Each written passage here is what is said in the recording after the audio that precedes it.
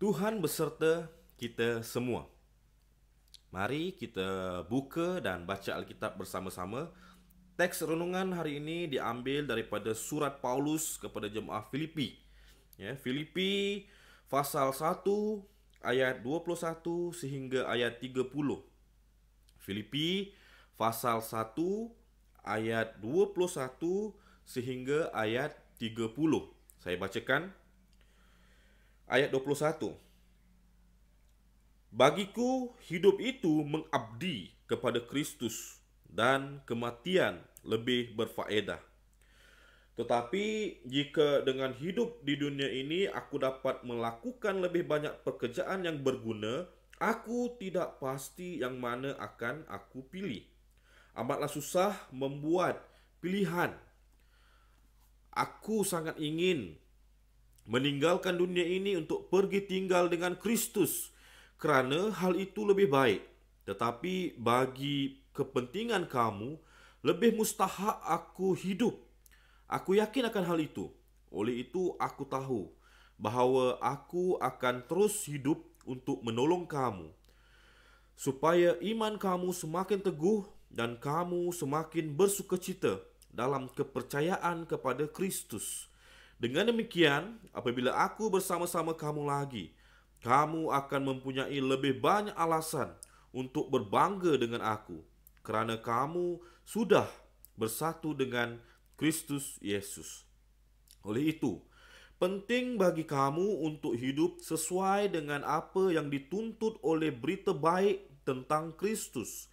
Dengan demikian, sama ada aku dapat berjumpa dengan kamu atau tidak, aku akan mendapat berita bahawa kamu berdiri teguh dan berjuang dengan satu tujuan dan satu keinginan untuk iman yang berdasarkan berita baik itu.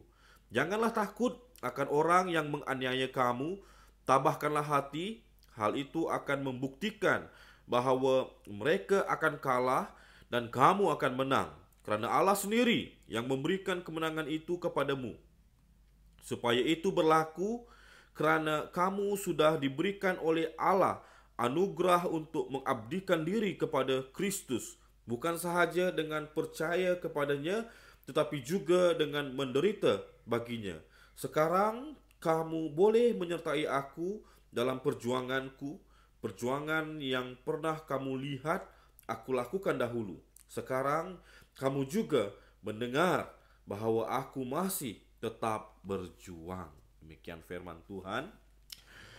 Tema renungan kita hari ini adalah hidup atau mati dalam Kristus adalah suatu keuntungan.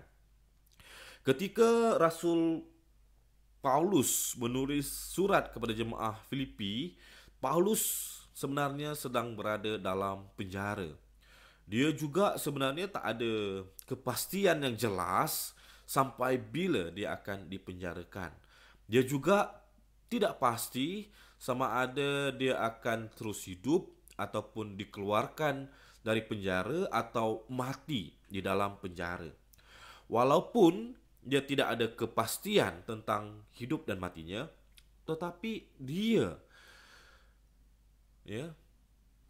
Paulus, bagi dia hidup ke mati ke adalah sebuah keuntungan. Paulus bertobat dan berubah selepas bertemu dengan Yesus secara luar biasa ketika dia sedang dalam perjalanan ke Damsyik memburu pengikut-pengikut Yesus. Bermula dengan pertemuan luar biasa Paulus dengan Yesus itu, Paulus terus giat, rajin membawa Injil, membawa kabar baik daripada Tuhan kepada semua orang yang ada di tempat dia lawati. Walaupun Injil yang dibawa oleh Paulus itu baik, tetapi ada banyak cabaran, ada banyak masalah yang Paulus harus hadapi. Contohnya dia disiksa, dia dipenjarakan, dia dipaksa berlawan dengan binatang buas, dia sakit dan macam-macam lagi.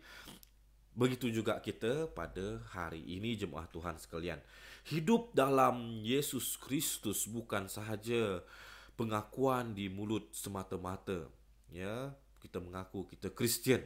Tetapi sepatutnya hidup dalam Yesus Kristus merangkumi seluruh kehidupan seharian kita yang kita arahkan untuk kemuliaan nama Tuhan. Dan jangan lupa untuk menjadi berkat bagi sesama manusia juga.